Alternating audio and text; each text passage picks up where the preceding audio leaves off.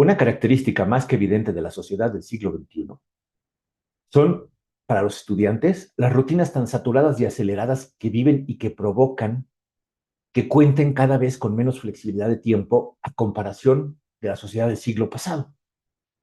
Los horarios de trabajo, la sobrepoblación, la insuficiencia del aforo vehicular y de los transportes públicos obligan a los seres citadinos a limitar sus movimientos y a racionalizar sus horarios.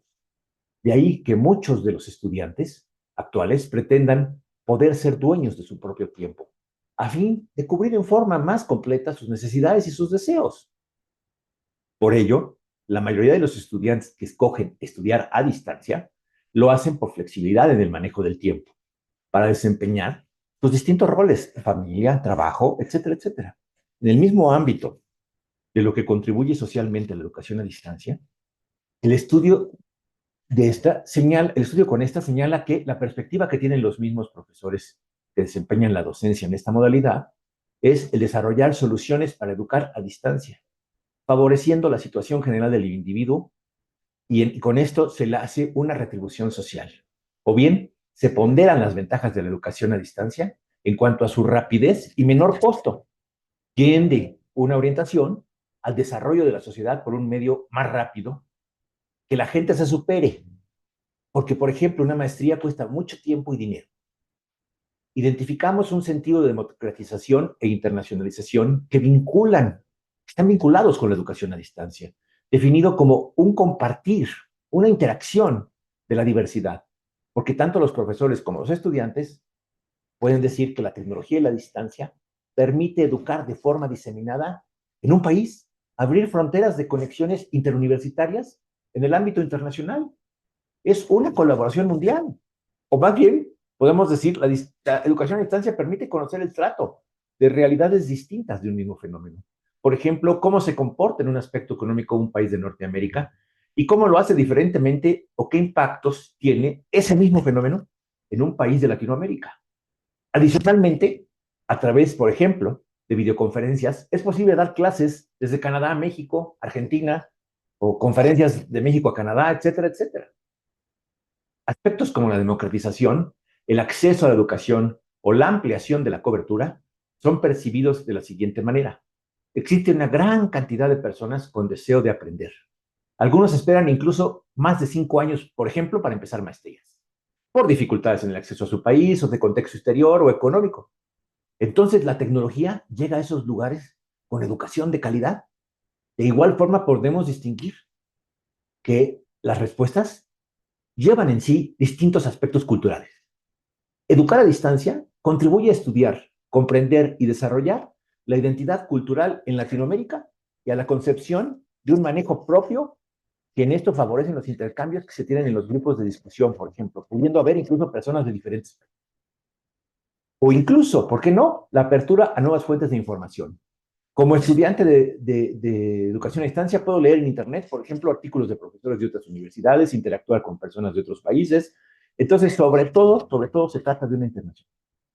En suma, es la posibilidad de adquirir una educación de alta calidad en zonas distantes, tales como barrios, pueblos, áreas muy marginadas, en las cuales este objeto sería impensable, sobre todo en Latinoamérica.